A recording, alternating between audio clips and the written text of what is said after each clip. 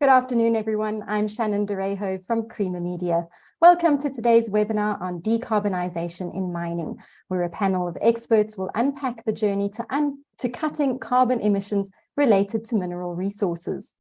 Today's webinar is sponsored by Shell Lubricant Solutions, African Clean Energy Developments, DRD Gold, Norton Rose Fulbright, and Partners in Performance. We thank them for making this event possible.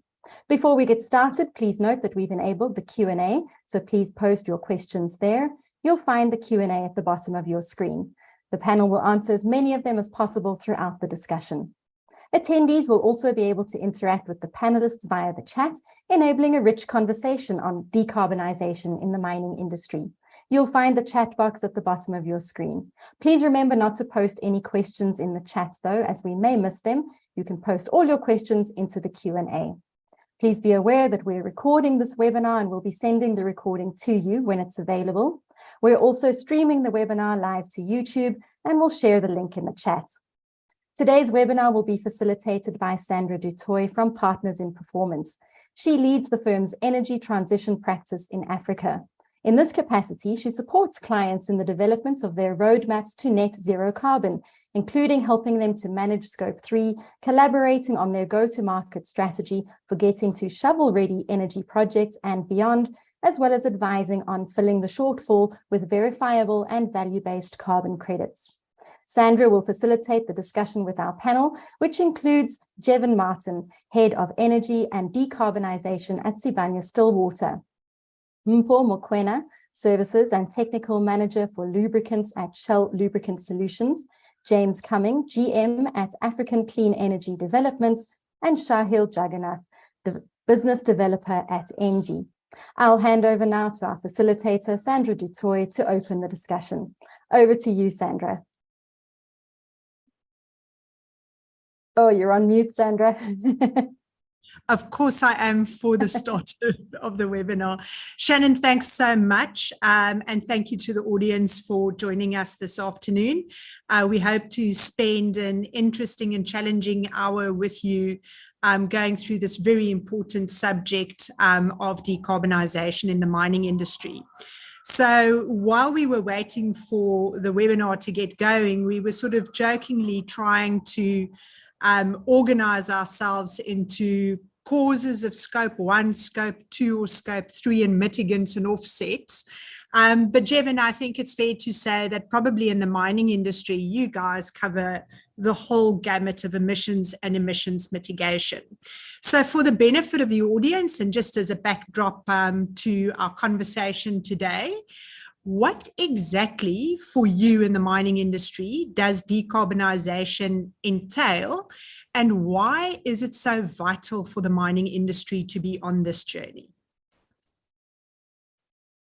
Thanks, Sandra, and great to be on the panel today. Well, decarbonisation really entails reducing greenhouse gas emissions from human activities, and why that's important is really greenhouse gas emissions in turn result in global warming, climate change, and then some of the worst effects of climate change are things like rising seas, extreme weather events, loss of critical biodiversity, food and water security issues, as well as economic impacts. If you put that in a mining context, those can impact our businesses, but mining really has a core role in addressing decarbonisation or enabling it in two primary manners. The first is mining needs to produce those green metals that are required for global decarbonisation, and that's really through reducing of fossil fuels with renewable energy sources and other critical technologies that enable it. And those minerals include the likes of lithium, copper, magnesium, cobalt, etc. And that in turn has actually informed Sibanye's strategy. We've moved into green metals through acquisitions of the Keliber project in Finland, the Rhyolite Ridge project in Nevada, both producing lithium, our zinc processing facilities in Australia, as well as nickel processing facilities in France. The other way that mining can contribute to decarbonisation is through reducing its own greenhouse gas emissions as part of its value chain. mining contributes about 7% of greenhouse gas emissions. So there's really an onus on us to contribute to mitigating climate change.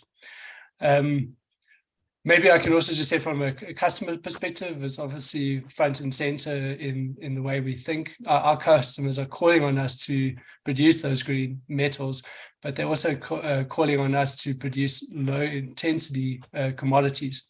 So when we engage with some of our customers, they ask of us, do you ethically produce your minerals? Are they in line with human rights, etc.? But I think one of the key differentiators amongst commodities is its carbon intensity, and that potentially is going to become a differentiator for miners in how they produce their commodities and how their customers procure them. Thanks, Jevon.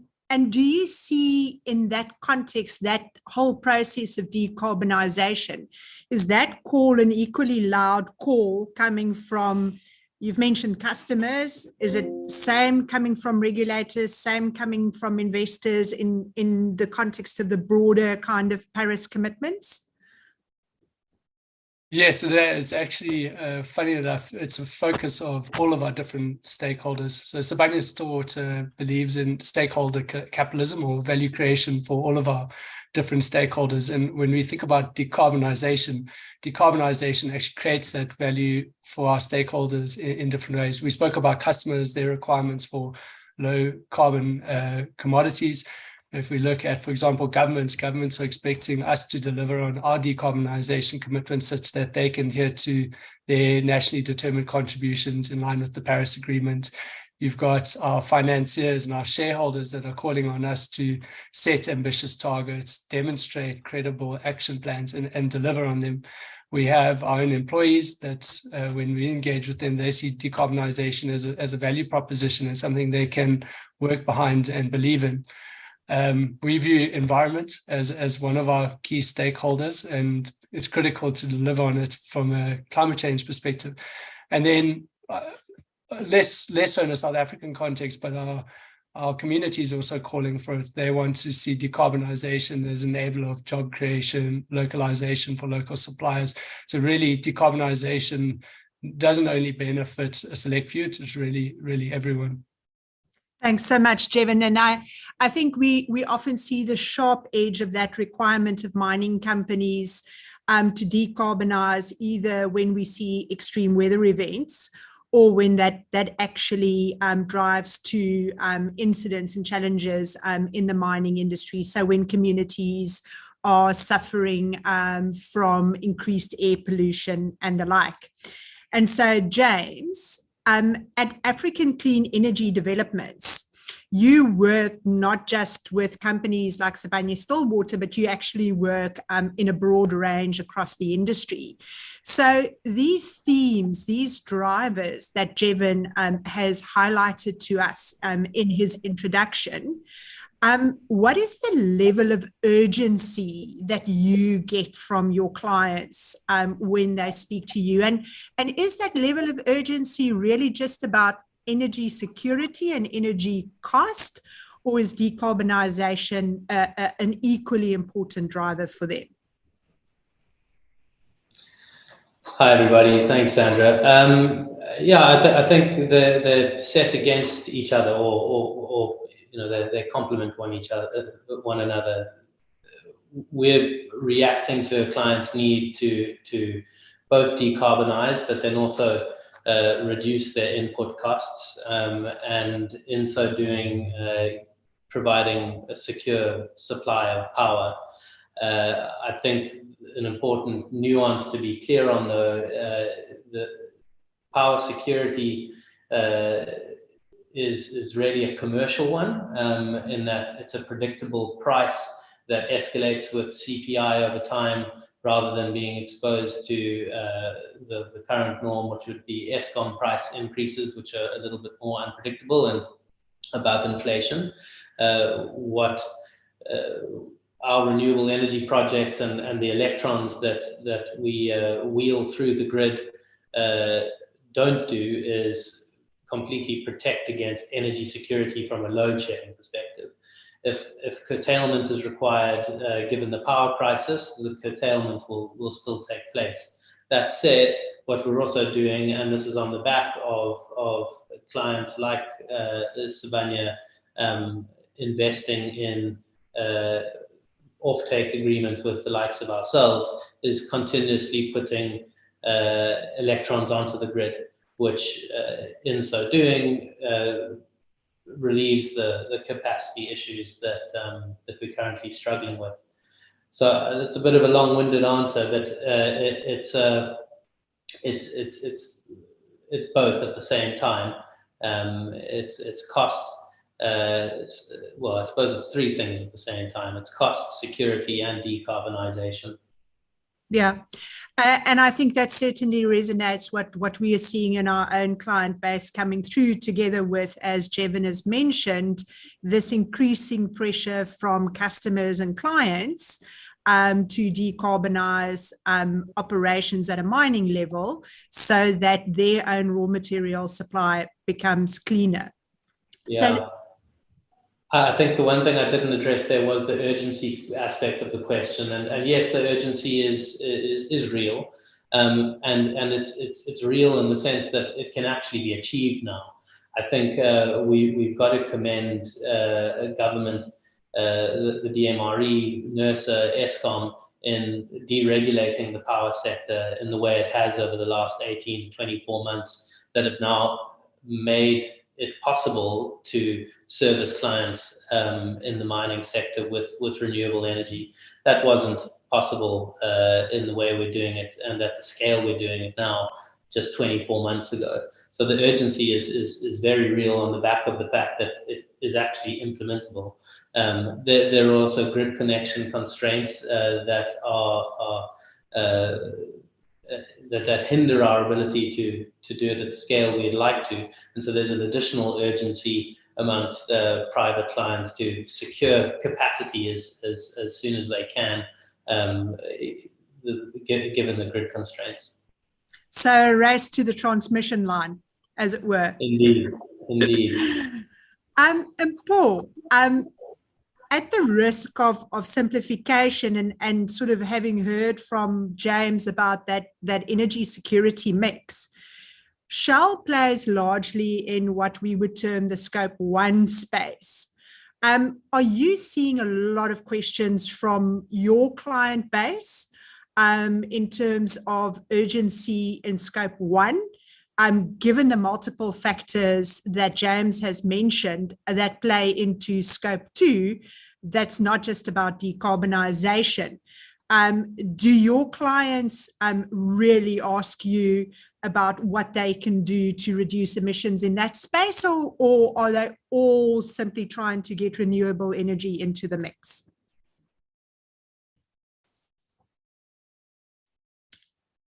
Mpho? Maybe we can move. Are you online? Okay. I'm online. Apologies for that. Thanks, Sandra. And afternoon to everyone. I'm actually there. I went after Jevon and James because they touched on a few elements that informs our approach to decarbonization in mining. And yes, we do see some agency and a big appetite in decarbonization of scope 1 emissions. And Shell Lubricants, we've adopted a collaborative approach with our clients that obviously differ from client to client. And there's different factors that we consider, some of which Jevon has mentioned, when engaging with mining customers on decarbonization at scope 1 level. And the first thing that we consider will be, what is the client's view on decarbonization in itself as a topic? What are their key imperatives that drives the journey towards decarbonization, and what is the level of importance of those imperatives?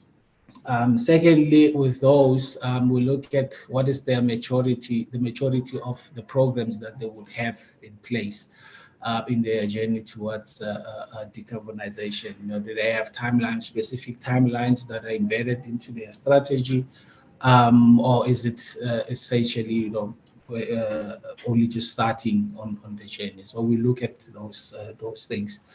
And finally, the technology alignment. Some customers are largely focused on efficiencies, and some mining customers, would look into constantly innovating themselves, to constantly look for innovative and new ways of decarbonizing in their operations. Once we've had those engagements and analyzed all the information, we're able to put together customized solutions that speak to the customer's specific pain points.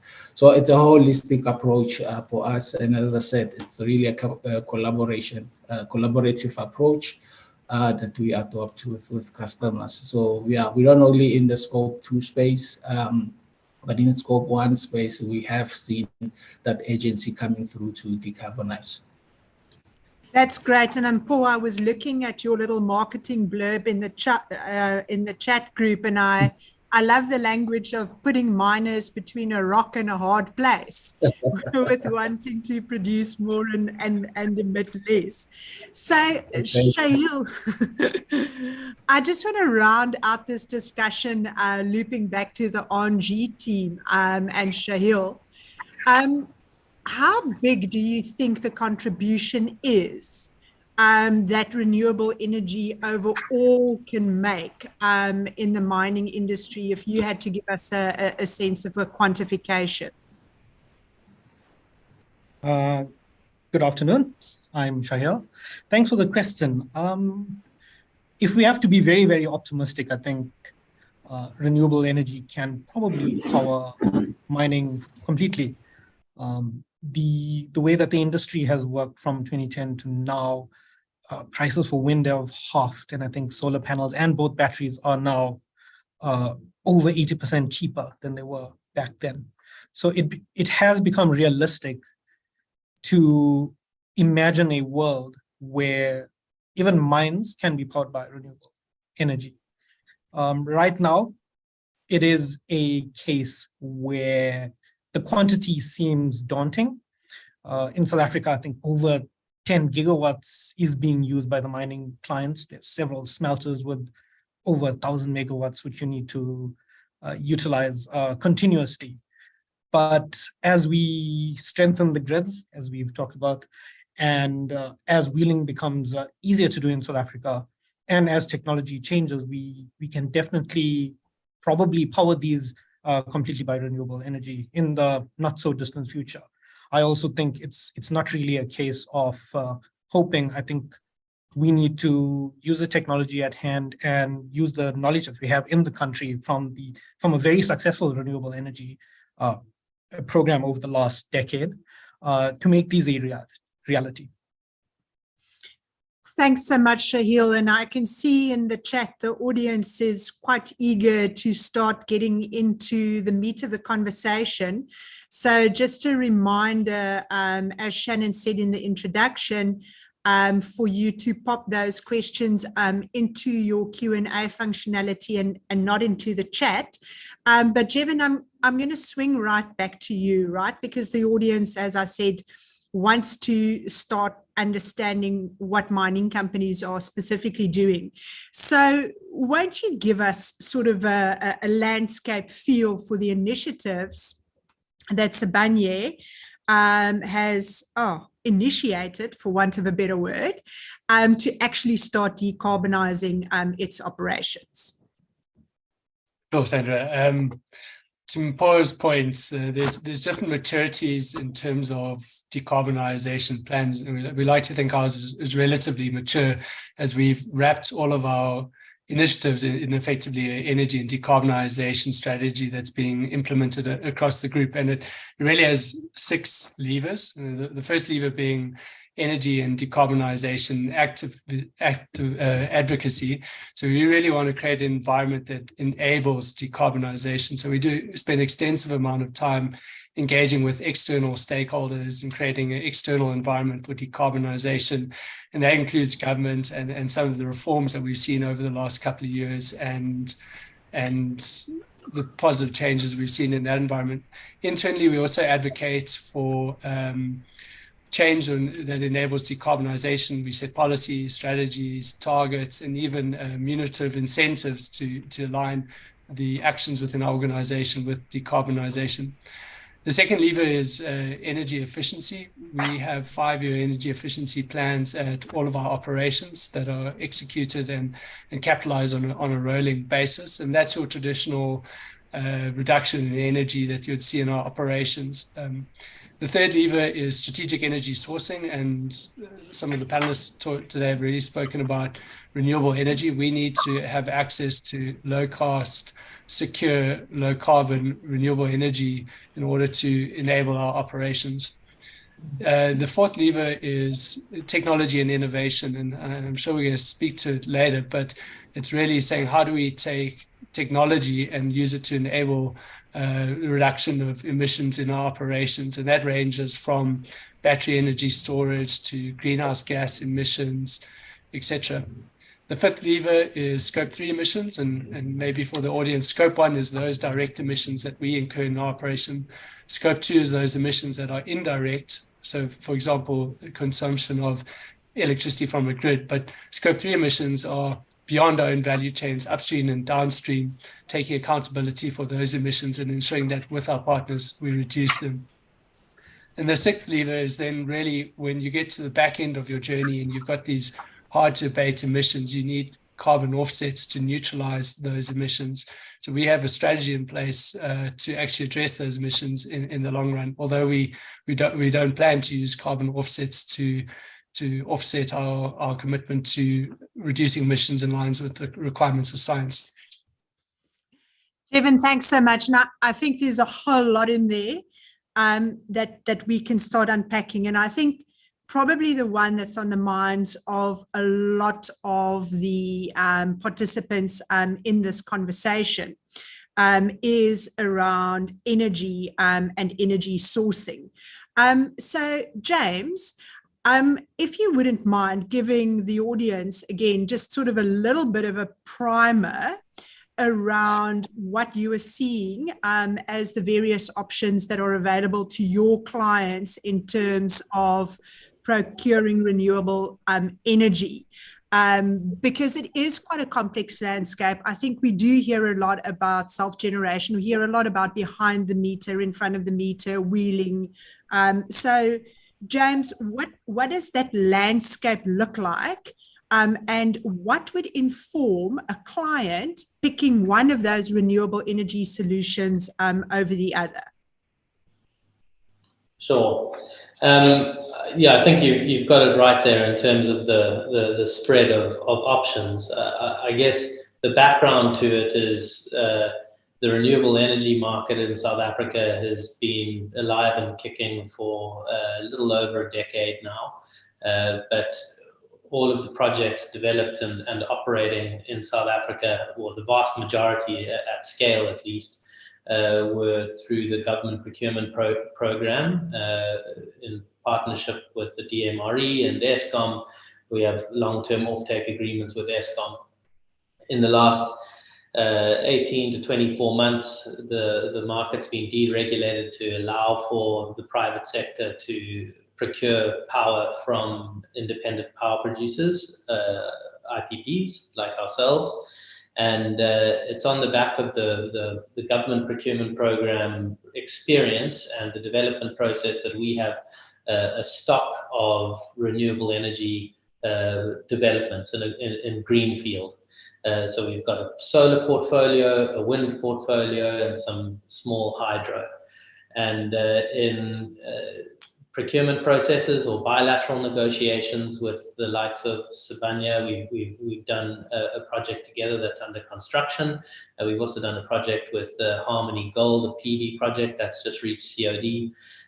We've done another with Sasol, and we have some more, and they're all across different technologies. I think the most important thing for a client to consider is their load matching. So they'll look at the profile of their energy use and assess the technologies available to them, primarily wind and solar, and look for a technology and sometimes even a site because especially in wind, it's so site specific in terms of its generation profile that that best suits their load requirement.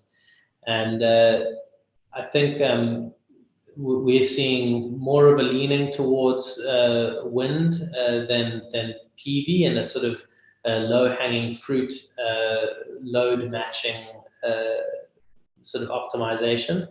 But price is obviously very important, and typically PV is slightly cheaper than wind. And the other thing that impacts prices is location. And so while we're now able to wheel projects from renewable energy facilities that are located remotely from a mine's facilities or operations, that means we can get the sort of best price out of that project, but there are costs associated with the wheeling arrangement that we have to enter into with Eskom. That, in some cases where land is available and the resource is adequate, does make co-located projects interesting to off-takers. But what we're generally seeing is that large-scale power users have a huge amount of energy demand, and that's leading them to develop a portfolio of power purchase agreements that is a mix between wind and solar, and a mix between remote wheeled projects and co-located behind-the-meter projects. And how complex are these projects? You know, one is maybe sometimes tempted to think about a solar panel installation on your roof and think same, but a little bit bigger. And of course, that's a vast oversimplification.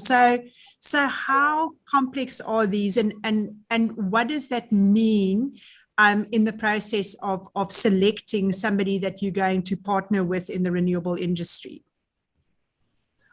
I don't think they're necessarily that complex on a fundamental level in terms of the technology.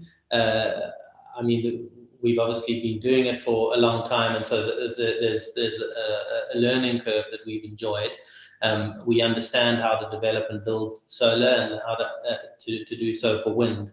The complexity is centered on the fact that this is now a frontier market in the renewable space, where there's a private seller and a private buyer, and we need to understand how we need to allocate risk between each other, especially when a client is looking for a very bespoke product. So there's a huge amount of variance in the complexity, but at least on a foundation of certain level of simplicity. The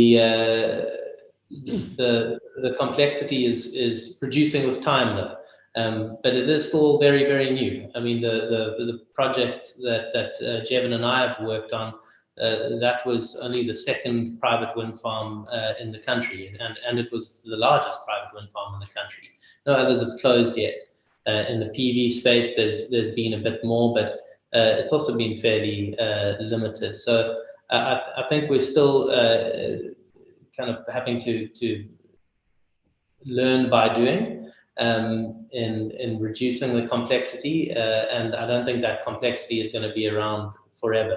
In fact, I would say within 18 to 24 months, there'll be a lot more precedence in the market that makes it more simple. Thanks, James. A client shared with us last week, switching on one of the early projects and sort of phoning the team at Eskom and saying, come and open the box because we're switching on. So a question that came from the audience, and I'm going to put you on the spot here, from Mike Blenkinsop. He wants to know if you've got any sense of what the average wheeling charges are likely to look like, and I think he's hopeful that it's going to be less than what the guys have historically paid. It's a very let's call it the historical Eskom values. it's a very challenging question to answer because every single project is different, and it all depends on the client's needs and desires in terms of technology, PPA, tenor, whether or not they want partial or fully indexed tariffs, the scale of the project. There truly is no one size fits all, and add to that the location of the project, the level of generation and the time of generation as it pertains to Eskom's tariff pricing structure also influences the generation use of system charges and the effective sort of foregone savings that an off-taker would have to consider when comparing an Eskom electron versus a wheeled electron. However, that all said, in virtually all cases, we are still beating an Eskom equivalent tariff. And I think what the private sector really has to offer the mining sector is certainty on pricing. So while you might not see as much saving as you'd like in year one, or in terms of what one would expect, because there have been some very significant changes to the capex and opex pricing in these technologies on the back of COVID and the global inflation that everyone's having to bear the burden of. The real value add is a certain price trajectory over a long period of time, rather than having to wait for April every year where NERSA and Eskom decide to potentially increase tariffs by as much as 20%. Yeah. Thanks so much, James. Jevon, I'm going to loop back to you. I'd like us to sort of start exploring balance sheet, but I think before we do that, we've just got to answer one question that came in from Mitchell Vernick in the audience. Jevon, he wants to know, what factors other than price do you as a mining company take into consideration when you select a specific energy partner?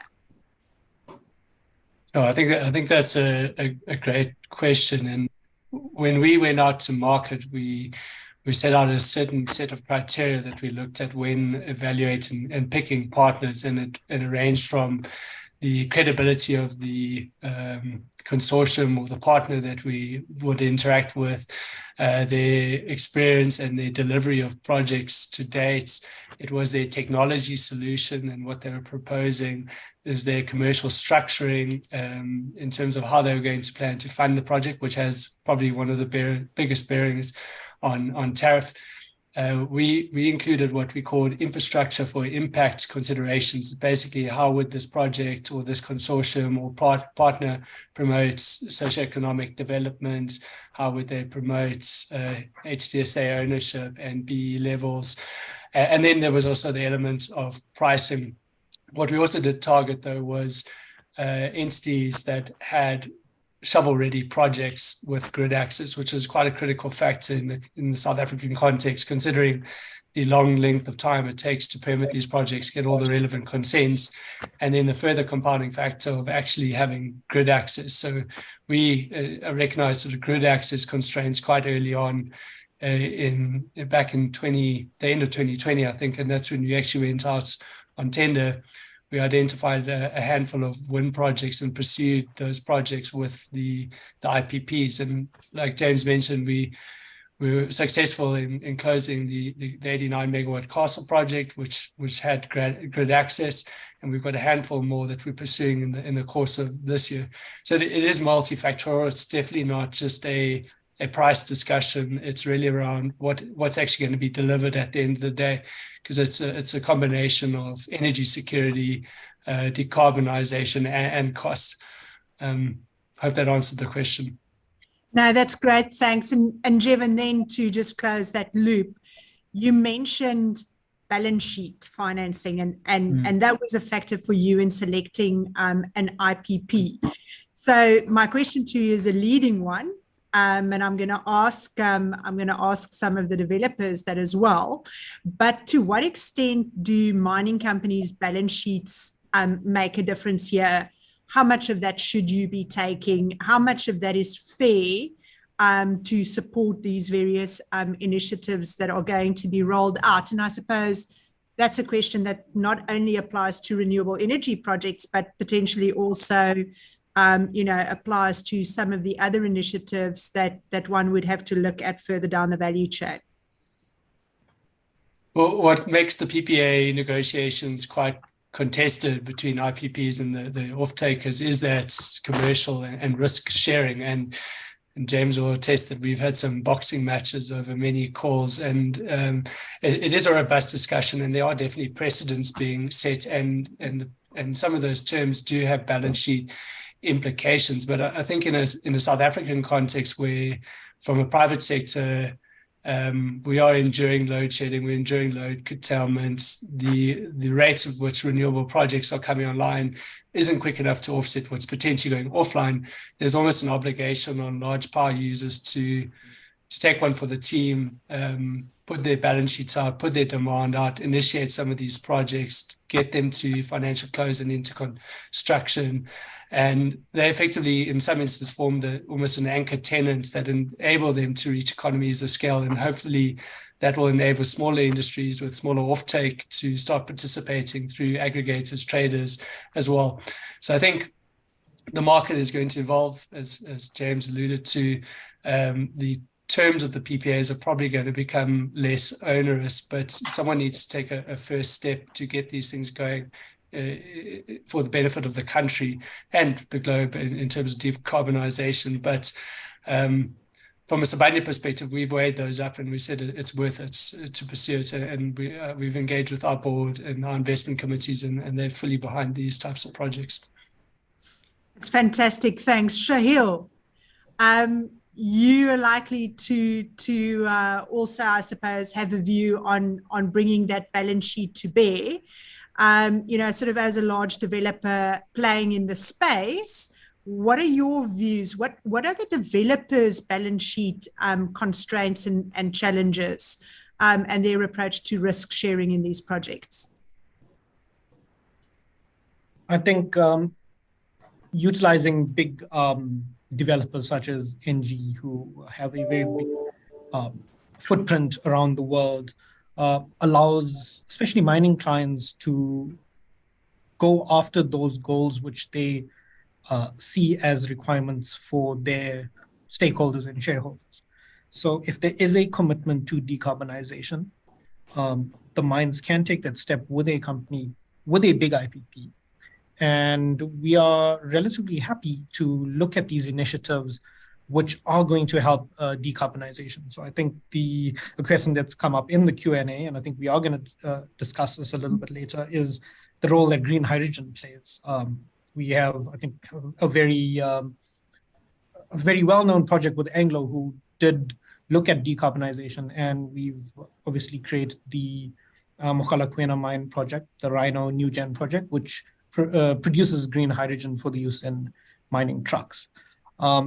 So the approach, especially with the bigger developers, is that we can assist and we can help mines decarbonize because we have that ability to support them on this journey. And this also helps the developers as well, because we have a decarbonization path going forward, and we need to support big clients, such as the mines, to get there. Thanks very much, Shahil. And Mpho, as another big balance sheet in the room, Shell's obviously going through its own energy transformation journey. So what do you think it is that mining companies can learn from your own journey and the way that you are going through energy transition as a primary supplier? Yeah, so I mentioned earlier that there's a number of factors that we consider when we start engaging customers on the topic of decarbonization. And one of the key factors is the decision-making process from the client. Is it a cost-based decision, or is it a holistic approach? Now, from Shahil perspective, our objective is to decarbonize by 2050, but we also, to be net zero by 2050. That is a very dynamic process, that includes short, medium, and long-term goals towards that 2050. So that decision-making process is very key when we engage with a client. Is it just cost-based, or do you have a long-term view? Because, as I said, this is a dynamic, and technology evolves all the time. And then from us as Shell, we're consistently improving on our product portfolio, our equipment portfolio as well, to ensure that we on track towards that transition. It really starts. It starts with embedding the culture of operating towards net zero. Embedding that into the strategy of the organization itself, and then with that said, we need to put short to medium term and long term goals towards that. But as I said, with time, because of the dynamism of the topic, and of decarbonization, technologies change, and then we also have to review and then relook at what progress we're making, and that comes with commitments that we must get from customers. Yeah, thanks so much, Mpho. Jevon, I'm going to come back to you, and I'd like us to start exploring some of the challenges and the things that we need to overcome in the process. And I'm going to start with a question that we received from Bruce Paul from Concord. And his challenge, I think, is an interesting one, because he wants to know, how are we taking supply chains with us? The example that he is giving us here is that they contract to surface load and haul operations, but they're not actually big enough to design or convert their trucks to hybrid or battery. They're still financing existing fleets. So Jevon, what do you think mining companies are doing? What could they do? And is there more to be done? Well, I think it is a challenge, not only for the mining sector, but sort of all sectors trying to decarbonize. A lot of these problems or these issues are bigger than a single company. If I talk to haulage as an example, even Sibanye in some instances is not big enough. If you want to attract, for example, OEMs that can provide electric vehicles or even fuel cell electric vehicles into the country, you need to demonstrate at least a demand of 20 to 30 buses or trucks, plus a pipeline of 10 or more recurring every year thereafter, in order for them to justify establishing a service footprint in a country like South Africa. So it's really around partnership. Is how do we collaborate as an industry? How do we partner with service providers to look at solutions that are broader than just single companies to enable these type of things? So, for example, if we're looking at surface haulage, we're not going to transition overnight from diesel to electric or hydrogen. It's going to be a managed transition in partnership with those companies that have similar aspirations to us, those that demonstrate a willingness to walk this road along with us. And a prime example in South Africa is we want to transition some of our underground vehicles to electric vehicles, and the equipment isn't really available for us. So we've actually partnered with RAM, as a local underground OEM, and we've co-developed, I think it's 4 different electric vehicles that we've deployed in our operations on a pilot basis, testing those with them. And I stand to be correct, but I don't think that the IP is ours. So they can then use that to replicate and roll out those machines to other mining partners in South Africa. So it is really a partnership journey, and often open innovation is one of those things that can allow us to solve some of these critical issues. And Jevon, what are the other stumbling blocks that you're seeing? I mean, we're hearing about balance sheet, we're hearing about technology. What are the other challenges that you're encountering in the decarbonisation process? Yeah, technology availability is definitely one of the stumbling blocks, and that's where huge amounts of resources and investment and capacity is required to sort of unlock those technologies that are going to enable decarbonisation. Renewable energy, specifically in South Africa, granted that there's been massive reforms that allowed us to accelerate, but actually getting projects to financial close, grid constraints are going to be an ongoing issue to unlocking decarbonisation. And then I maybe say that the third aspect is around balancing decarbonisation versus the commercial impact on an operation. In most instances, there are technical solutions for decarbonisation. You can deploy battery electric vehicles, you can electrify your furnaces, but you got to balance that against the economic sustainability of operations. So it has to be a managed transition over the life of an asset rather than implementing it on day one.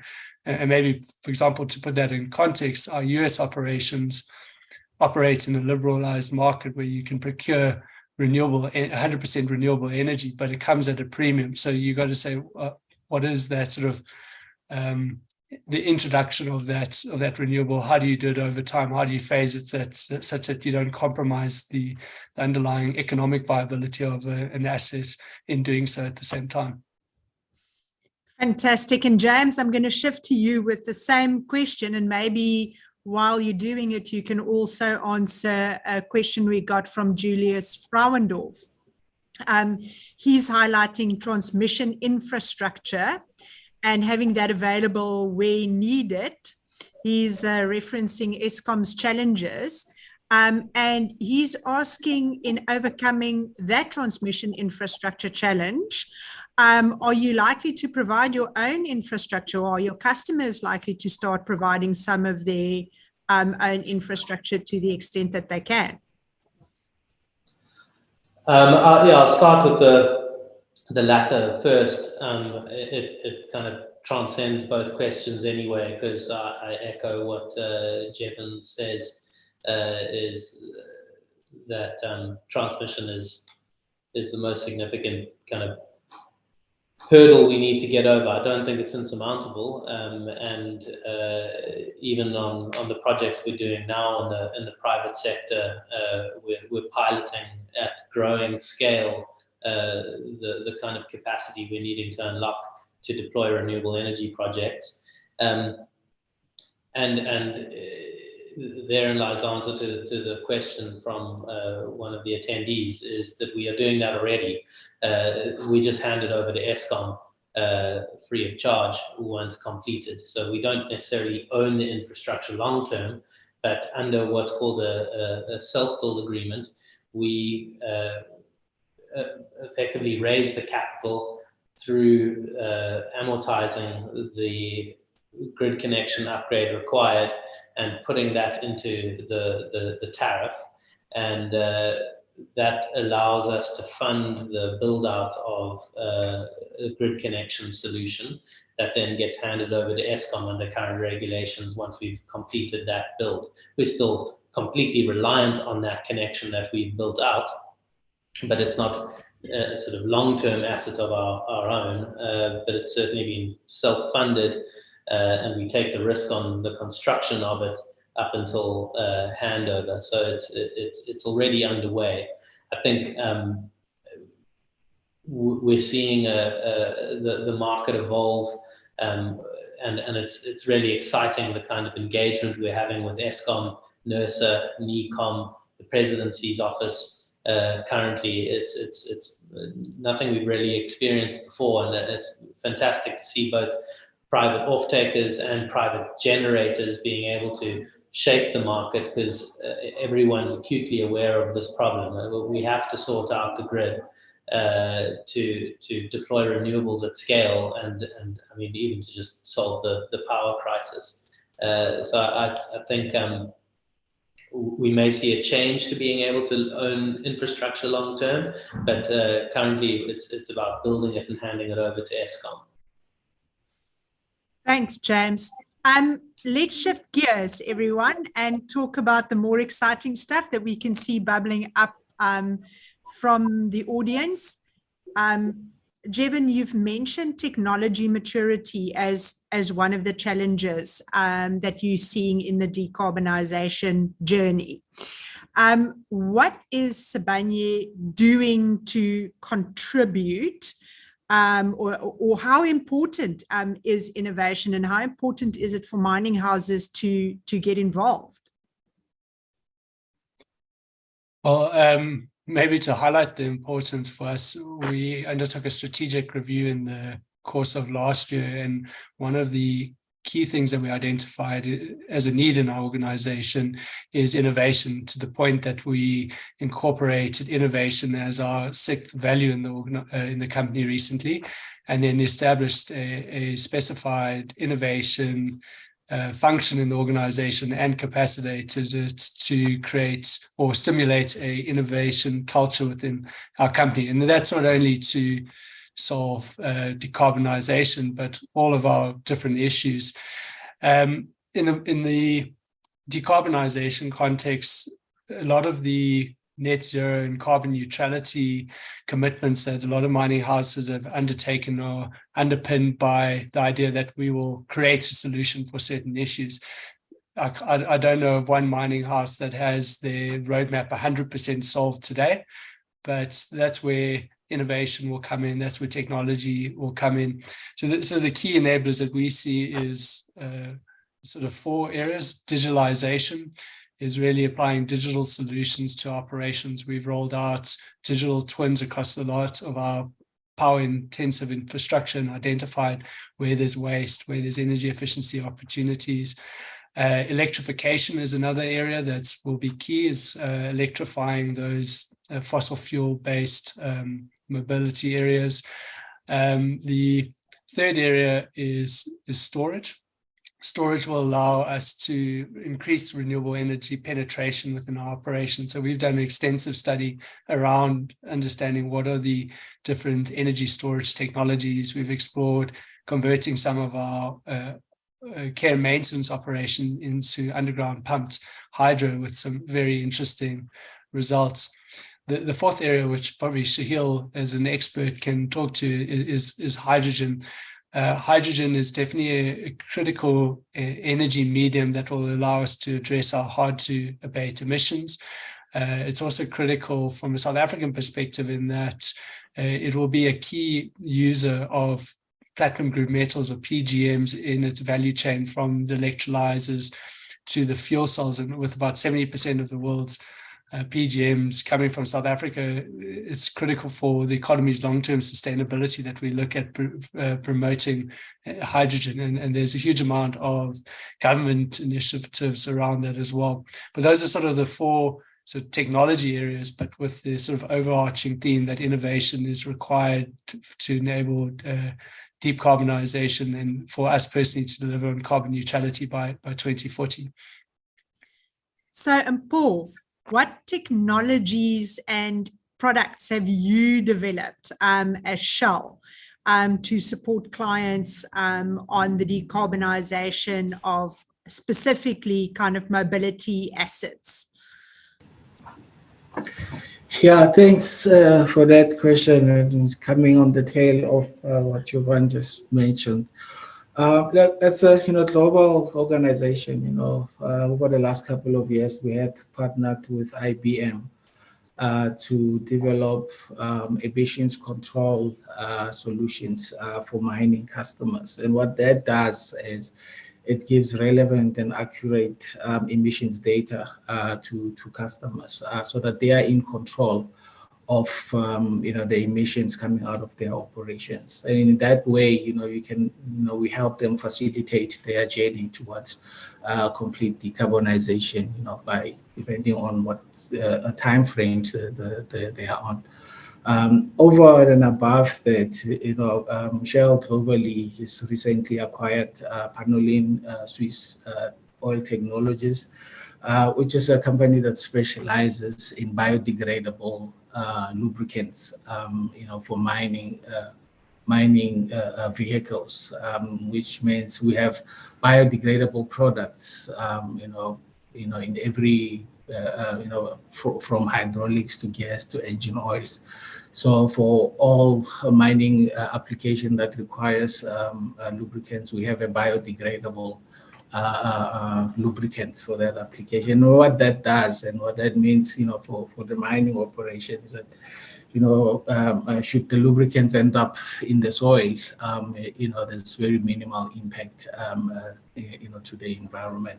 And that's essentially, as part of currently part of our portfolio, and that we offer it to customers in the mining space. And then again, it really comes down to, working with the customer to really identify what their key pain points are. Okay, and then Mpho, the questions are kind of coming in from the audience again, and I'm going to ask you this question, and I'm going to ask Jevon this question. What is your assessment of the role of carbon capture and storage? Yeah, look, for us, it's a key pillar of our decarbonization strategy, where where there are, for customers also, for where there are no immediate solutions to reduce scope 1 emissions, that's where, we have CCS in place. As Shell Lubricants, in our strategy to, achieve net zero, globally, our ambition is to have access to storage capacity of at least 25 million tons per annum. So for us, it's a key enabler in our journey to decarbonizing, and that's something that we continuously engage on with the mining clients. Thanks, Jevon. Yeah, it's one of those solutions that I mentioned earlier that's technically feasible, but economically challenging in its current form. So direct air capture of carbon is a viable technical solution today, but it's prohibitively expensive at the moment. Unfortunately, our operations, we don't have a point source of emissions per se. Our actual 93% of our scope 1 and 2 emissions emanate from Eskom's coal-fired power stations and gas-fired power stations. So it's sort of remote from our operations. So carbon capture and storage is something that's on our radar, but we don't see it as an immediate solution for our own decarbonization needs. So as these sort of technologies evolve, including carbon capture and storage, is something that we monitor and would hopefully incorporate at the right point in time. I did note in the chat someone mentioned use of defunct or care maintenance mines as a potential carbon sink. That would require direct air capture or a dedicated pipeline from, for example, a point source of CO2 to incorporate into the mine. There are some interesting studies around using certain geological features to enable mineralization of carbon underground, but that's quite nascent, but it is quite an interesting way to potentially capture carbon in exposed rock. Thanks very much, Jevon. On the innovation sort of theme still, what are you seeing, Shahil, specifically in innovation terms? What technologies are you guys finding most exciting when we look forward to a future perspective? Just to go on Jevon's point there, I was nodding earlier because storing the carbon in specific rocks is something which I think is really, really exciting, especially with the mining sector where you have these big cavern spaces underground. And what we're seeing with some of our test facilities around the world is some of these are really good at storing the carbon. And there are some test facilities around which repurpose these mines for something we never thought could happen. I think from the innovation side specifically, and I think you can see this from the questions, the question of green hydrogen is on everybody's lips. I think we need to point out that the South African government is really committed to this, especially with the hydrogen roadmaps, as well as a lot of people looking at hydrogen as a really good economic as well as practical solution to a lot of hard to abate carbon specifically. So what we have, what we are demonstrating in the country with Anglo is the mining truck, which uses green hydrogen, and hopefully that will scale up. And I think other mining houses, which probably don't have as many trucks, would then adopt that going forward. There's also, again, what Jevon pointed out with the smaller machines, which are really interesting because those also emit carbon, and that's hard to abate. So there is a lot of research that we are doing, especially on smaller scale fuel cells to replace lead acid batteries in much smaller pieces of equipment. And there is also the promise of green ammonia, which will help with the explosives with mining, and also possibly be a fuel of the future. We are involved with a project in South Africa, by the way, it's very, very early stage, where we are looking at using green ammonia as a fuel. That is going to help the decarbonization of iron ore, actually, because the point of that is when you put it onto the ship, you are emitting a lot of carbon there. So using a alternate green fuel makes a lot more sense.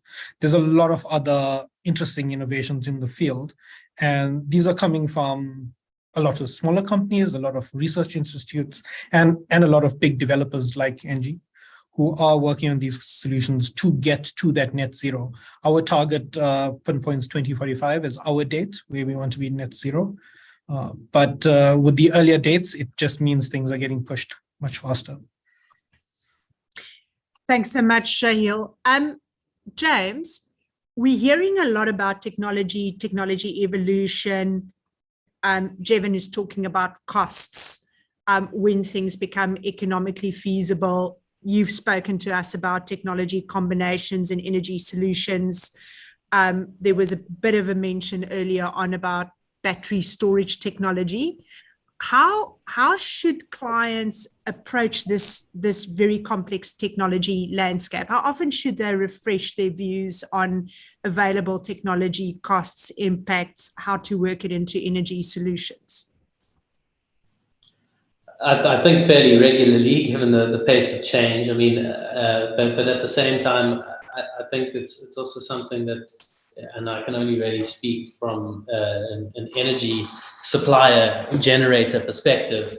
It would be to leave it up to us. If you just gave it, what we can do very well is respond to a load requirement and price sensitivity.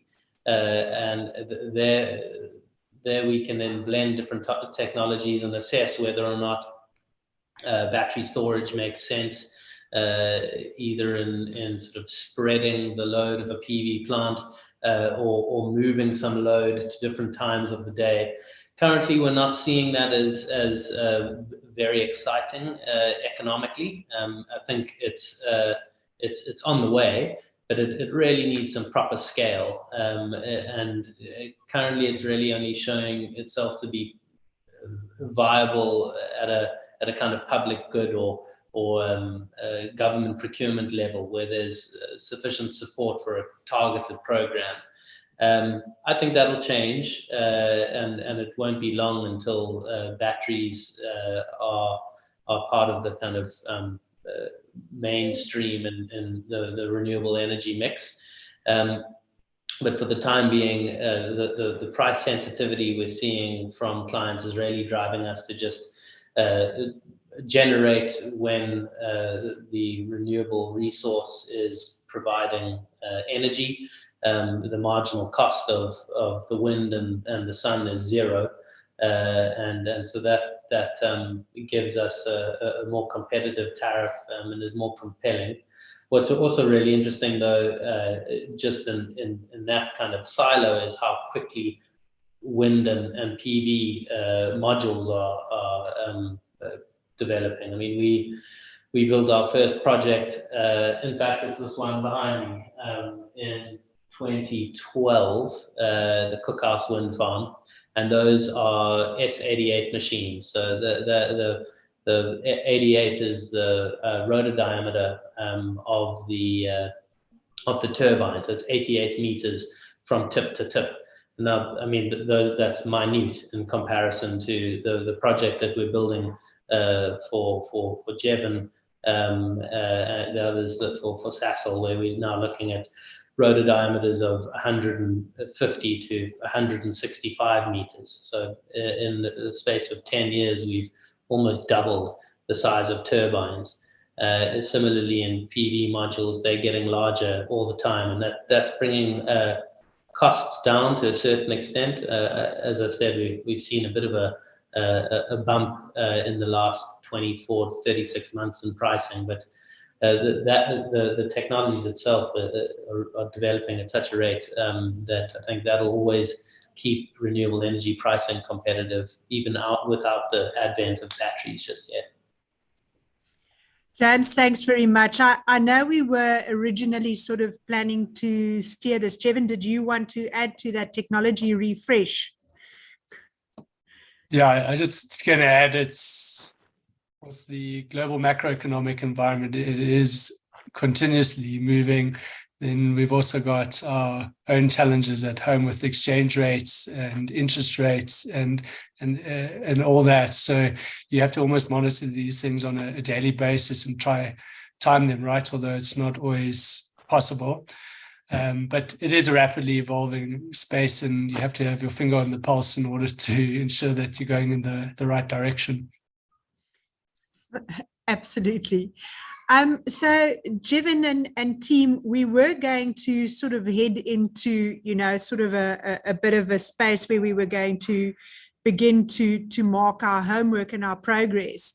But there's a grouping of questions coming through in the Q&A that we probably should detour to. And Jevon, I'm going to start with you there. And a lot of these questions are sort of really focused on SMME impact, the opportunities for SMMEs to take part in the rollout of projects, how more people can play a role in this space. So, Malose has asked about it, Bumlani has asked about it, and a few of the other sort of participants. So maybe we can start with the questions around SMME opportunities that come out of this.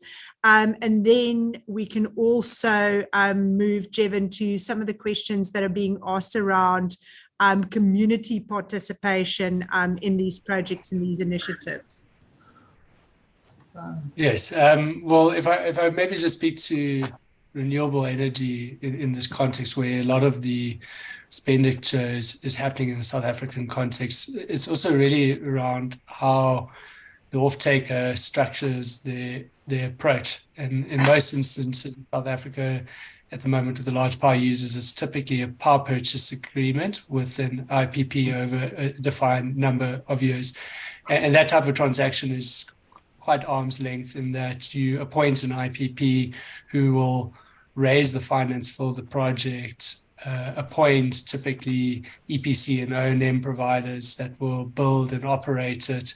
So there's sort of layers to that where the off-taker doesn't necessarily have certain influence at certain levels, including appointment of contractors and such.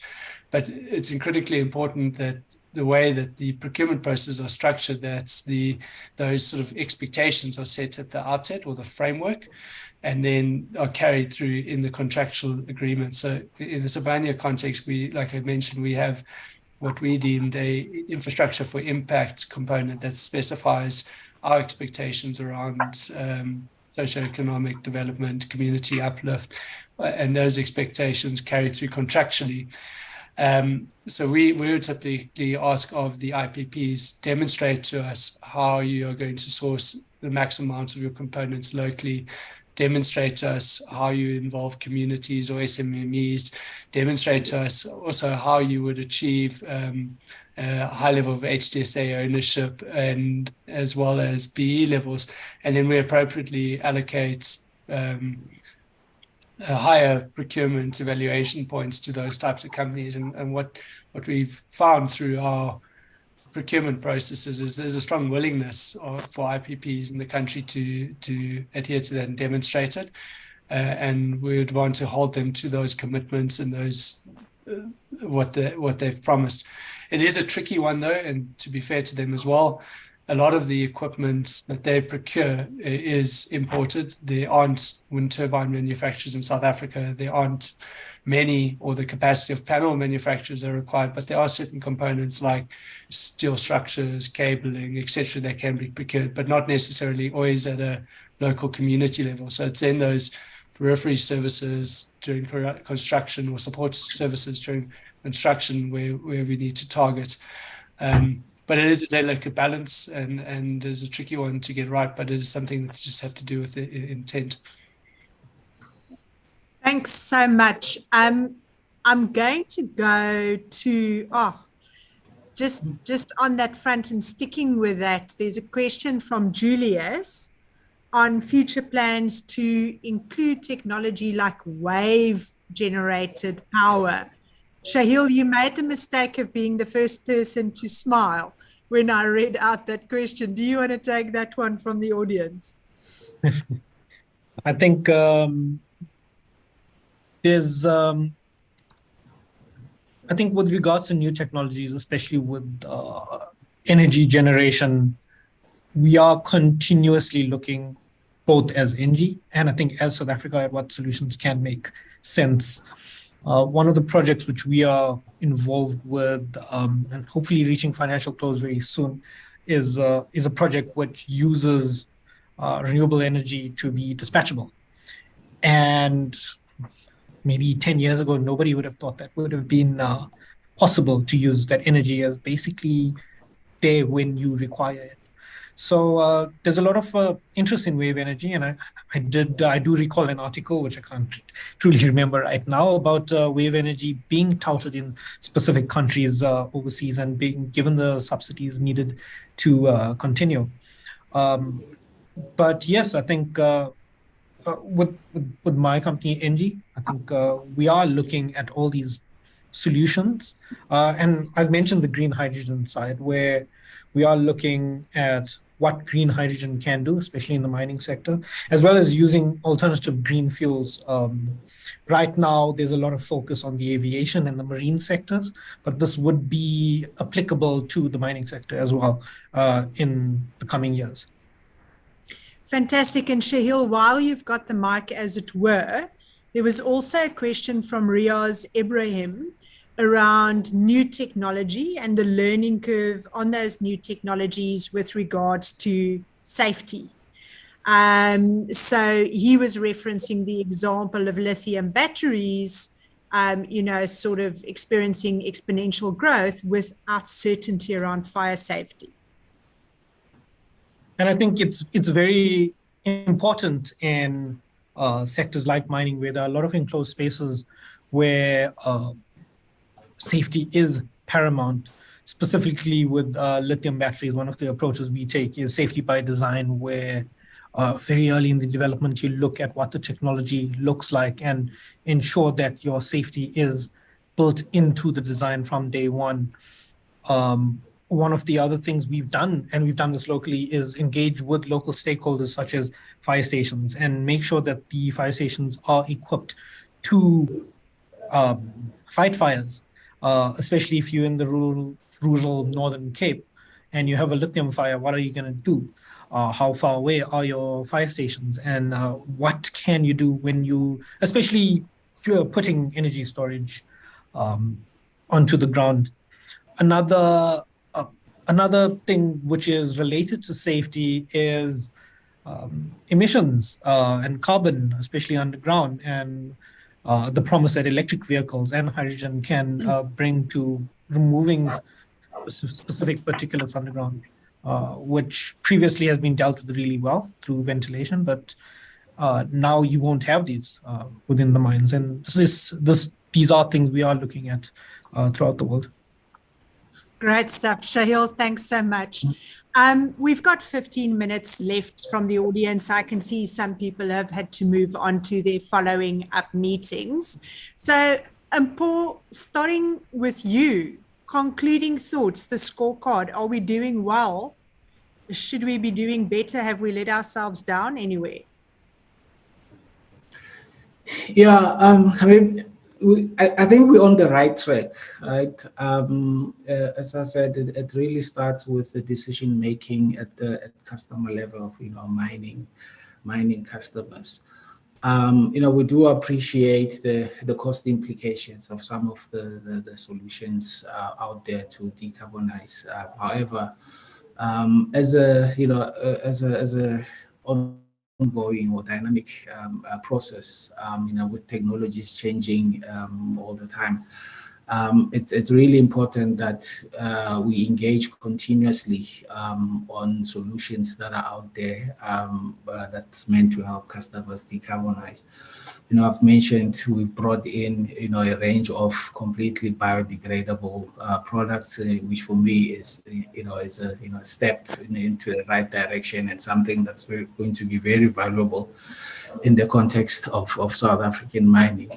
And secondly, there was a question you mentioned from the audience about how do we engage local communities. So we actually proactively seek these opportunities with our mining partners. We're currently working on a project where we're going to implement, circularity of our product, meaning from when we deliver to when we collect the waste oil, everything is done in an environmentally acceptable way. It's our responsibility to ensure that the products that we supply to miners are disposed of, responsibly. So that's that part of doing waste oil collection and bringing it back into the system with re-refined base oils and putting it back into operations. That's the project that we actively seek out local SMMEs, to help us with the waste oil collection, which we then reprocess into base oils and then sell back to the customer. So I would say, based on some of the engagements we've had with very big mining houses, we are making progress. But as I said, the decision making, what are the imperatives for the customer? Is it a cost driven or is it a holistic approach? And then we formulate solutions based on that. But I would like to think that with government support that we've seen in some instances, some of my panelists mentioned, we are moving in the right direction, and it also comes down to having a clear decarbonization strategy as an organization, with clear timelines in terms of volumes of carbon we want to save and by when. So short answer is we're making progress. It's still early days, but I'd like to think that we are. We're doing well. James, concluding thoughts from you on your contribution and how the process is going? Yeah, I think I'd echo what Mpho says. I would like to commend the mining industry for the way that they've really responded to the deregulation and the power market and the level of procurement they've put out to our industry. It's been immensely beneficial for our industry and our pipelines and the country as a whole, all the while still obviously serving their needs too. I think we're struggling to keep up, to be quite honest, and that's fantastic. We'd like to see that be the case going forward as well. So I think we're doing very well. We're doing as well as we can, I suppose. The next big trick is going to be ensuring that we can continue to do so in the context of the grid constraints that we need to get right. Shahil, bigger picture?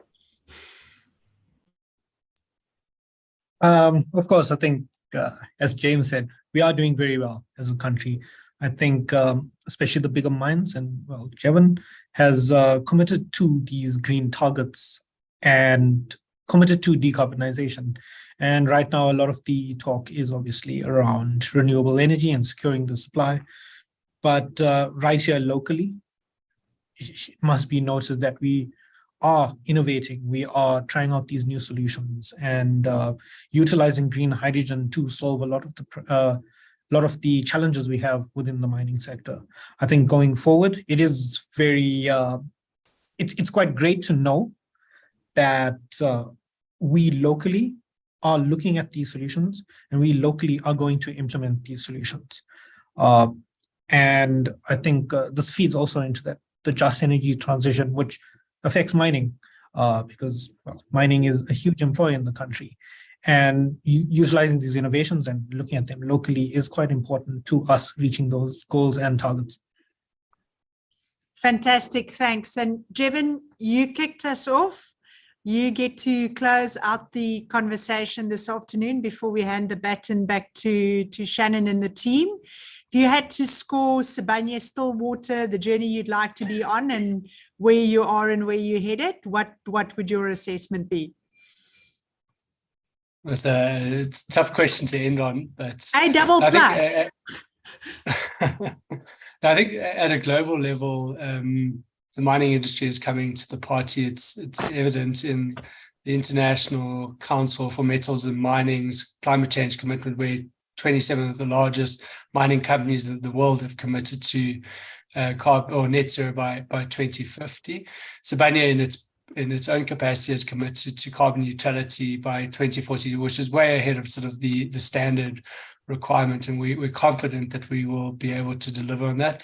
I think we're in a fortunate position that due to our infrastructure and our mines, 93% of our Scope 1 and 2 emissions emanate from electricity. So it means our ability to decarbonize is somewhat easier than our peers, and it's really premised on delivering on our renewable energy projects.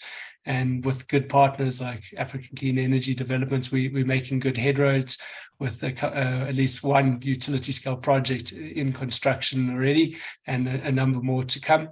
So I think we'd score ourselves fairly well, but it's a journey. We are just sort of 17 years away from our commitment. So we've got a lot of work still to do and a lot of problems to solve.